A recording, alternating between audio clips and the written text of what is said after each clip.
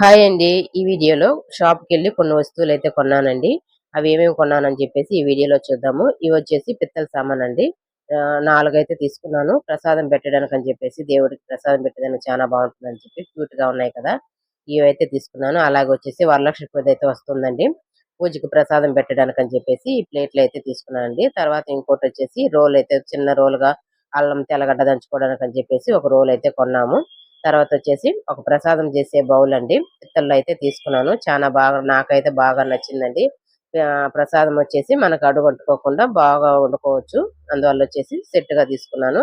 తర్వాతొచ్చేసి ఇవొచ్చేసి ఒళ్ళు దోముకునే నారలండి. కొత్తవి తీసుకున్నాము. తర్వాతొచ్చి ఇవొచ్చి కుక్కర్ లాంటిదేనండి ఈ బౌలు. చానా బావుంటుంది ఈ పాత్ర. పప్పు, పలావు అన్నీ చేసుకోవచ్చు వెరైటీగా. మాడకుండా చానా బావుంటుంది. ఇండెక్స్ వ్యాలీ అంటారు గదా! అలాంటిదే ఈ పాత్ర గాని. తర్వాతొచ్చేసి కుక్కరండి. నేను చానా రోజులుగా వచ్చేసి కుక్కరు పాతదయిపోయింది. కుక్కర్ వేసి వేరే కుక్కర్ తీసుకోవాలని చెప్తూ ఉన్నాను. అలాగే ఉన్న పాత సామాను కొన్ని సామానయితే ఉన్నాయి. అవన్నీ వేసి ఇప్పుడు ఈ కుక్కరయితే తీసుకున్నాను. 6 లీటర్స్ అండి ఇది కుక్కరు. Premium cooker. స్టీల్‌లోనే తీసుకున్నాను. అల్యూమినియం అయితే బావుండదని చెప్పేసి ఇప్పుడు అందరూ కొత్తగా అల్యూమినియం వాడకూడదు.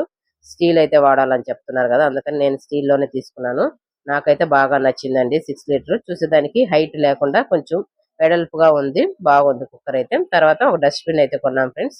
Okay friends. వీడియో గాని నచ్చిందంటే ఒక లైక్ ఇచ్చుకోండి. అలాగే మా ఛానెల్‌ని సబ్స్క్రైబ్ చేసుకోండి.